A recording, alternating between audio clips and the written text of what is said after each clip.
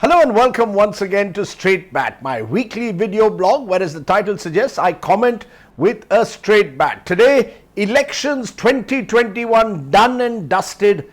What are the 10 big takeaways? Takeaway number one, and the big one, vocal for local.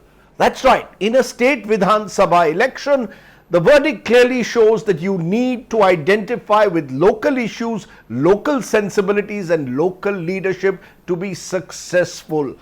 The fact is, each and every one of these parties won these elections when they identified with strong regional sentiments. Then whether it was Pinarayi Vijayan as a strong man of Kerala, or M.K. Stalin with his Dravida identity, or indeed Hemanta Biswa Sarma who spoke of a Homya identity, and of course the big winner Mamta Banerjee who clearly invoked a sense of Bengali pride or asmita. That does matter in a state election. In fact, that brings me to the second takeaway, which I call Didigiri. Didigiri works in a state election. Mamta Banerjee won because she reflected a certain Bengali cultural sensibility as the Didi of Bengal. She won because she was a local rooted leader who was in a way taking on the Hindi-speaking BJP national leadership. She cleverly positioned the election in a way as Joy Bangla versus Jai Shri Ram, or more importantly, as Kolkata versus Delhi. She was a mass leader who knew every inch of her own land. Net, in a state election, you do need a strong regional face. And that is perhaps why Amit Shah was desperately hoping to get the Dada of Bengal, Sourav Ganguly, to contest on a BJP ticket. The third, and this is very important, the power of 49. What do I mean? The woman vote bank. It is becoming more and more important in every election in this country. What you are seeing is that political parties who actively, consciously reach out to the woman voter with schemes that are directed to their benefit usually tend to do well. It started with Jayalalitha, who used to score significantly higher among women than men with her various schemes for women, and now every political leader is trying to emulate it. Then whether it be cycles for girls, whether it be school fees paid when girls pass their education, like Mamta Banerjee's Kanya Shri scheme, or indeed even washing machines that are now being promised to women in households.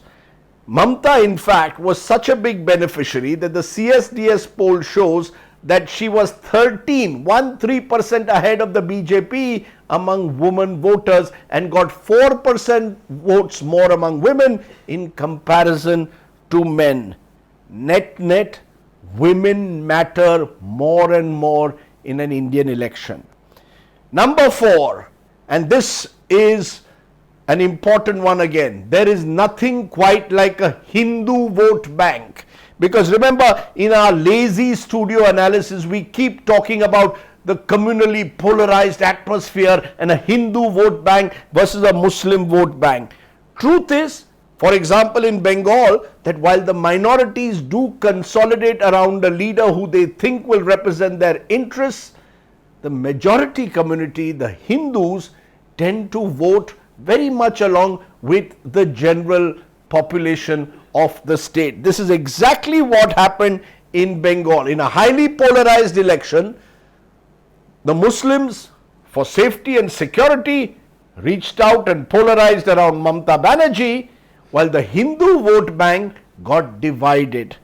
Clearly, Mamta, for example, got around 40% of the Hindu vote, and more Hindus voted for her in total numbers than Muslims.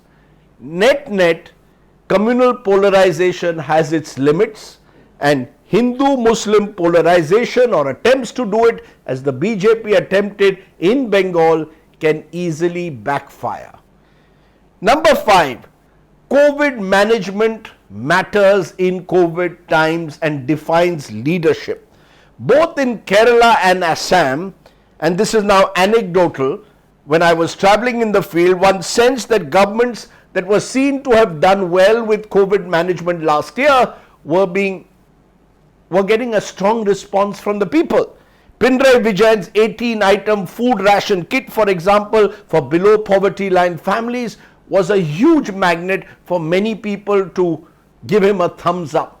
Ditto the case with Himanta Biswa Sarma, then the Health Minister of Assam, for bringing the COVID situation in Assam quickly under control in 2020. In a sense, COVID management is a sign that you care for your people. And I do believe that even in the next 1 year, as we go to the next round of elections, COVID leadership will matter in states like UP and Uttarakhand and Punjab. The sixth takeaway: no Modi, less vote. What do I mean? The BJP, when Mr. Modi is not on the ticket, tends to score much less than it does in a national election when clearly it is about there is Modi only. So when the election is not quite presidential and when Mr. Modi is not on the ticket, you will find that the BJP vote share declines fairly sharply. In fact, one of the more fascinating aspects of post-2019 Vidhan Sabha elections, be it in Haryana, Jharkhand, Maharashtra, Delhi, Bihar and now Bengal, the BJP vote share has gone down compared to Lok Sabha by an average of around 10 to 12%. And that is fairly substantial, and it means that one size doesn't fit all, and the Modi effect is not enough for the BJP to at times overcome state level anti-incumbency or limitations of the state leadership. Number 7, the Congress is facing an existential crisis. The Congress has been decimated now in 2 Lok Sabha elections and increasingly now also in state elections. To lose 2 consecutive elections in Kerala, a state which traditionally sees governments rotating every 5 years, to be blanked out, for example, in Bengal, to lose in Assam, even lose in Puducherry, the Congress brand is losing its equity. It is seen to be leaderless and organizationally chaotic. Frankly, it needs a complete surgery from top to bottom. Number 8, Bengal 2021 doesn't mean that India 2024 will be Modi versus Mamta, or indeed that Mr. Modi is on the retreat when you look at 2024. We make the same mistake election after election. No 2 elections are the same. Mamta won Bengal because, as I said earlier, she was the unchallenged regional satrap, the Didi of Bengal. A general election will be very different. Remember how the Congress swept the elections in Kerala in 2019, winning 19 of the 20 Lok Sabha seats with Rahul Gandhi pitched as a potential Prime Minister. The same Congress was defeated by the local strongman Pinarayi Vijayan in a state election, and that could well happen in Bengal as well. People vote very differently in state elections to general elections, and in fact the decline of the Congress means that Mr. Modi ironically could get strengthened nationally. Number 9, exit polls must slowly but surely exit. Fact is, no exit poll that was on television got or picked the Bengal wave. Today's Chanakya did to some extent, but remember, he too has got recent state elections wrong. Should we stop exit polls? Are they just TV tamasha? Or should we simply look to refine them further and press the pause button? My sense is the jury is out on the future of exit polls. Number 10, journalists need to spend a little bit more time in the field. I spent a few days in most of the election states. My few days in Kerala enabled me to pick up the pro-Vijayan sentiment. I spent around a week in Bengal. Frankly, I didn't pick up the wave. What I did pick up though is that there was no anger against Mamta Banerjee, the individual. But did I see a wave? Frankly, no. And why? Because like many others, I too perhaps was influenced by the hype of the BJP machine. Could the mighty Amit Shah be so wrong? Well, as it turned out, he was. Moral of the story, there are no Chanakyas in Indian politics.